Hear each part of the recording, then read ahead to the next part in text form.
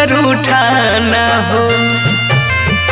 बोला बोला बोला कुछ बोला ना हो, अखियाँ खोला ना हो। भइल कसूर कवन दिहला तू हमके साजा, अखियाँ से लोरा बहे उठ के पूछाए राजा। बोला बोला बोला राजा बोला ना हो, अखियाँ खोला ना हो। उठा उठा उठा राजा उठा ना हो, हमसे रूठा ना हो।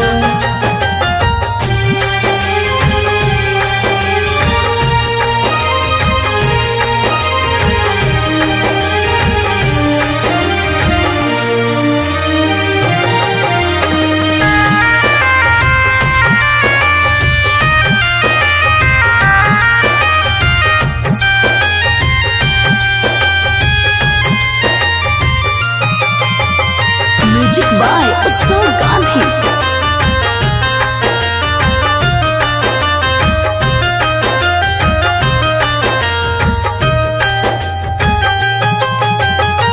अंगना रोए महाई दुआरा रोआ तारे बाबू, बोलेला कुछ नहीं मनवा कैसे कैला काबू।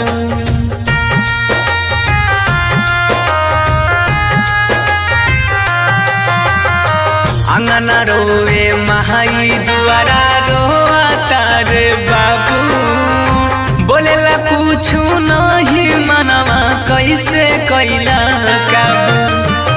बन के आँख के तारा ऐसे टूटा ना हो, हमसे रूठा ना हो। उठा उठा उठा राजा उठा ना हो, ऐसे रूठा ना हो।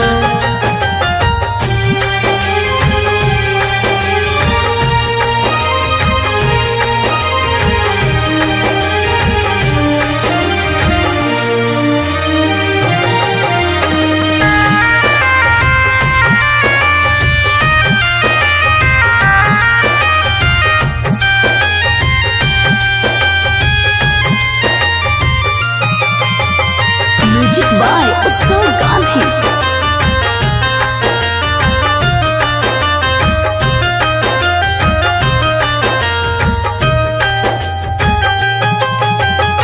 तोहरा बिना जिंदगी हमारा लागे हो वीराना, सुना लागे घरवा अंगनवा माहुर लागे खाना।